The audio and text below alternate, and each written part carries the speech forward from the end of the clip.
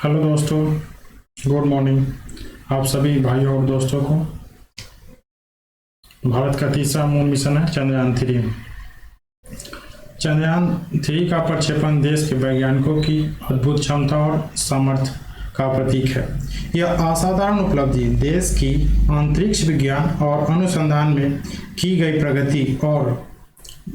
प्रगति को प्रदर्शित करती है। प्रक्षेपण के लिए इसरो के वैज्ञानिकों और पूरी टीम को मेरे तरफ से लख लख बधाई।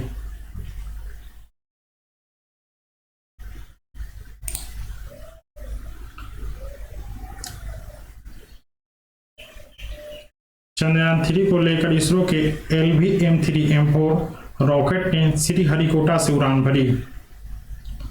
शुक्रवार को लॉन्च के साथ ही भारतीय अंतरिक्ष अनुसंधान संगठन इसरो का तीसरा मून मिशन शुरू हो चुका है।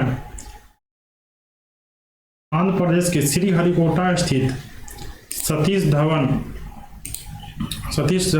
अंतरिक्ष केंद्र से शुक्रवार को चंद्रमा पर भारत के तीसरा मिशन चंद्रयान 3 का प्रक्षेपण किया गया।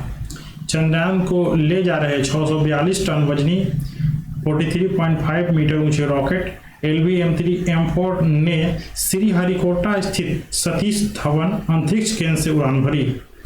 चंद्रयान 3 के पृथ्वी की कक्षा में पहुंचने के बाद लूनर ट्रांसफर ट्रेजेक्टरी में डाला गया। अगले 42 दिनों में 3,84,000 किलोमीटर से अधिक की दूरी तय करते हुए चंद्रमा तक पहुंच जाएगा। अंतरिक्ष यान द्वारा ले जाए गए लैंडर के 23 या 24 अगस्त को चंद्रमा पर सॉफ्ट लैंडिंग करने की उम्मीद है। भारत ऐसा कर पाने में अगर सफल हो जाता है तो वह अमेरिका, चीन, पूर्व सोवियत संघ के बाद इस सूची में चौथा देश बन जाएगा।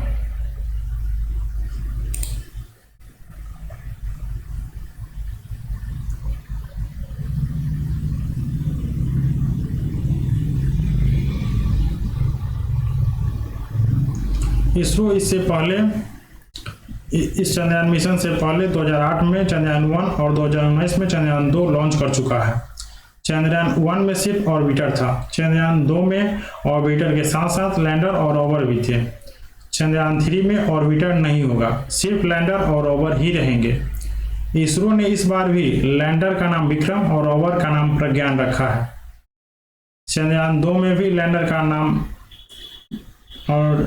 और रोवर का नाम यही था। चंद्रयान 3 को चंद्रयान 2 का फॉलोअप मिशन बताया जा रहा है। इसका मकसद भी चांद के दक्षिणी ध्रुव पर लैंडर की सॉफ्ट लैंडिंग करना है। चंद्रयान 2 में विक्रम लैंडर की क्रैश लैंडिंग हो गई थी। 3 महीने बाद अमेरिकी स्पेस एजेंसी नासा ने इसका मलबा ढूंढा था। इसके 4 साल बाद अब फिर इसरो चंद्रयान 3 के जरिए लैंडर और रोवर को दक्षिणी ध्रुव पर उतारने की कोशिश करेगा। रोवर एक 6 पहिया रोबोट है जो लैंडर के अंदर ही होगा और लैंडर के बाद बाहर आएगा, लैंडिंग के बाद बाहर आएगा।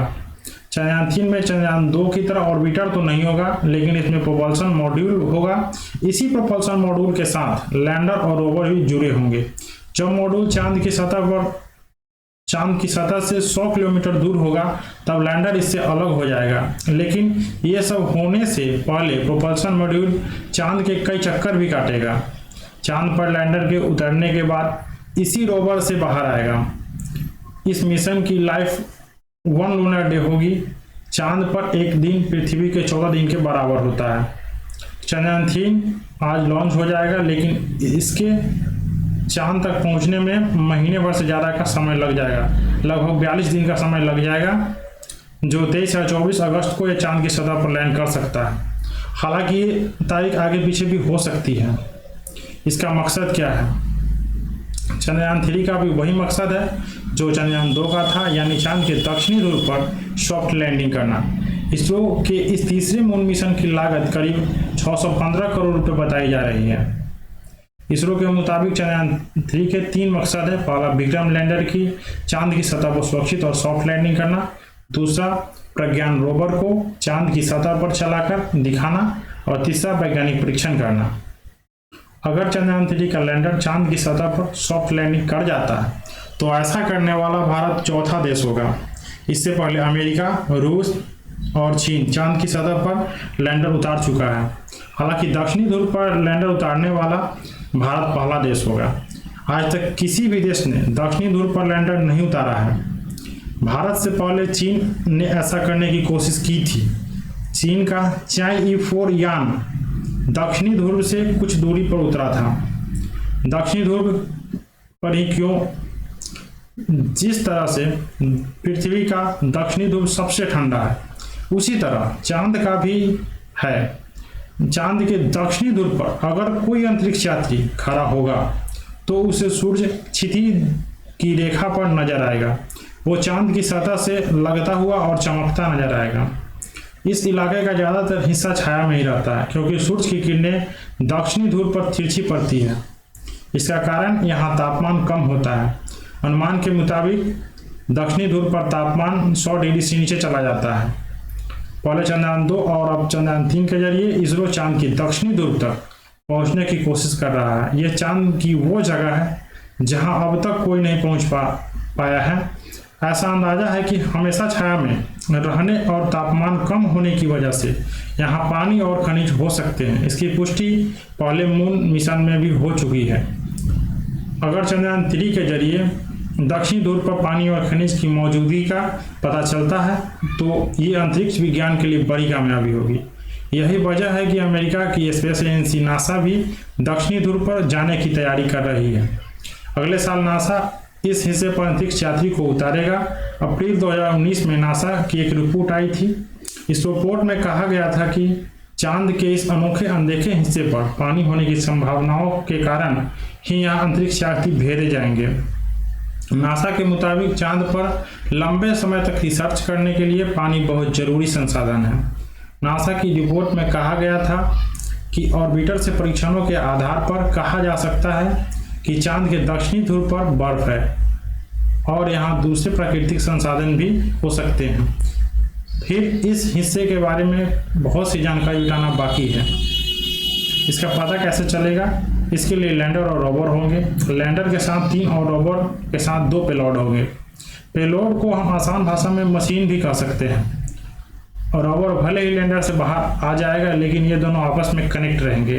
रोवर को जो भी जानकारी मिलेगी वो लैंडर को भेजेगा और लैंडर इसरो तक। लैंडर और रोवर के पेलोड चांद की सतह पर अध्ययन करेंगे। ये चांद की सतह पर मौजूद पानी और खनिजों का पता लगाएंगे।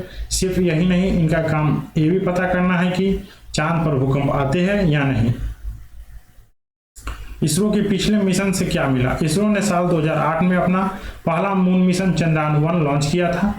इसमें सिर्फ ऑर्बिटर था जिसने 312 दिन तक चांद का चक्कर लगाया था। चंद्रयान 1 दुनिया का पहला मून मिशन था जिसने चांद में पानी की मौजूदगी के सबूत दिए थे। इसके बाद वर्ष 2019 में चंद्रयान 2 लॉन्च किया गया। इसमें ऑर्बिटर के साथ लैंडर और रोवर भी भेजे गए। हालांकि ये मिशन न तो पूरी तरह सफल हुआ और न ही फेल। चांद की सतह पर लैंड करने से पहले ही विक्रम लैंडर टकरा गया और इसकी क्रैश लैंडिंग हुई थी। हालांकि ऑर्बिटर अपना काम कर रहा था।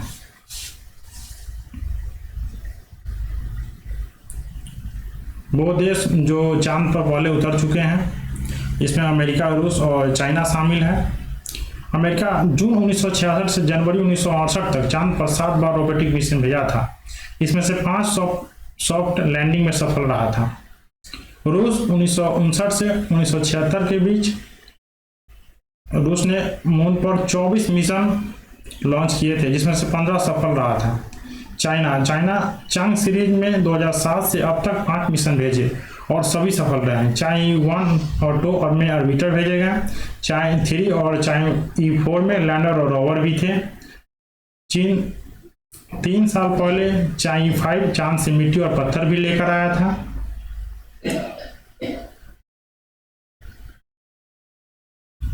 चंद्रयान 3 मिशन क्या है? चंद्रयान 3 मिशन चंद्रयान 2 का ही अगला चरण है जो चंद्रमा की सतह पर उतरेगा और परीक्षण करेगा। इसमें एक प्रणोदक मॉड्यूल है, एक लैंडर और एक रोवर होगा। चंद्रयान 3 को फोकस चंद्रमा की सतह पर सुरक्षित लैंड करने पर है। मिशन की सफलता के लिए नए उपकरण बनाए गए हैं। एल्गोरिथम को बेहतर किया गया है। जिन वजहों से चंद्रयान 2 मिशन चंद्रमा की सतह पर नहीं उतर पाया था उन पर फोकस किया गया है। Thank you.